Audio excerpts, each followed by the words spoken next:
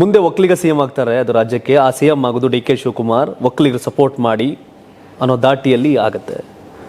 ನೀವು ಆ ಭಾಗದ ಹಳೆ ಮೈಸೂರು ಭಾಗದ ನಿಮ್ಮದೇ ಆದಂಥ ಸಾಮರ್ಥ್ಯನ ಪ್ರದರ್ಶನ ಮಾಡಿ ಆಯ್ಕೆ ಅದು ನಿಮ್ಗೆ ಆ ಶಕ್ತಿ ಇದೆ.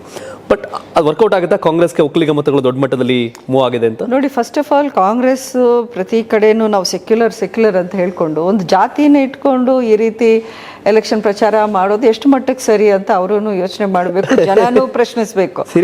ಸೀರಿಯಸ್ಲಿ ನೀವು ಬೇರೆ ಪಕ್ಷನ ಪಾಯಿಂಟ್ ಔಟ್ ಮಾಡಿ ಕೋಮುವಾದಿ ಅಂತೀರಾ, ಜಾತಿ ಇಟ್ಕೊಂಡು ಮಾಡ್ತಾರೆ ಅವ್ರ ಪಾಲಿಟಿಕ್ಸ್ ಅಂತ ಬಿಜೆಪಿ ಮಾಡ್ತೀರಾ. ಈಗಾಗಲೇ ಅವ್ರಿಗಾಗಲೇ STP ಬೆಂಬಲ ಕೊಟ್ಟಿದ್ದಾರೆ. ಈಗ ಮೊದಲು ಕಾಂಗ್ರೆಸ್ಸಿಗರು ಏನ್ ಮಾಡ್ತಿದ್ರು ಅಂದ್ರೆ STP ಕೂಡ ಕೋಮುವಾದಿ, ಬಿಜೆಪಿ ಕೂಡ ಕೋಮುವಾದಿ ಅಂತ ಕರೀತಿದ್ರು. ಯಾರೊಬ್ರು ಇದನ್ನ ಅಲ್ಲಗೆಳೆಯಲ್ಲ ಕಾಂಗ್ರೆಸ್ ನಾಯಕರು. ಈಗ STPನವರು ಕಾಂಗ್ರೆಸ್ಗೆ ಬೆಂಬಲ ಕೊಟ್ಟಿದ್ದಾರೆ, ಹಾಗಾಗಿ ಆ ವರ್ಡ್ನ ಬಳಸಲ್ಲ ಅವರು ಅಂತ ಬಹುತೇಕರು ಹೇಳ್ತಿರ್ತಾರೆ.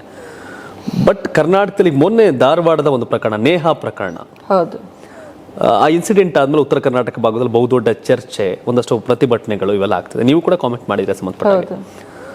ಸೊ ನರೇಂದ್ರ ಮೋದಿ ಅವರು ಬಂದಾಗ ಡೆವಲಪ್ಮೆಂಟು ಆಚೆ ಈಚೆ ಒಂದಷ್ಟು ಹೇಳಿಕೆಗಳನ್ನ ಕೊಡ್ತಾರೆ, ಆ ದಿಸಲ್ಲಿ ಕೆಲಸ ಮಾಡ್ತಿದ್ದಾರೆ. ಬಟ್ ಎಲೆಕ್ಷನ್ ಅಜೆಂಡಾ ಏನು ಚೇಂಜ್ ಆಗ್ತಿದೆಯಾ ಈ ಡೆವಲಪ್ಮೆಂಟ್ಗಳೆಲ್ಲ ಆದಮೇಲೆ ಕರ್ನಾಟಕದಲ್ಲಿ?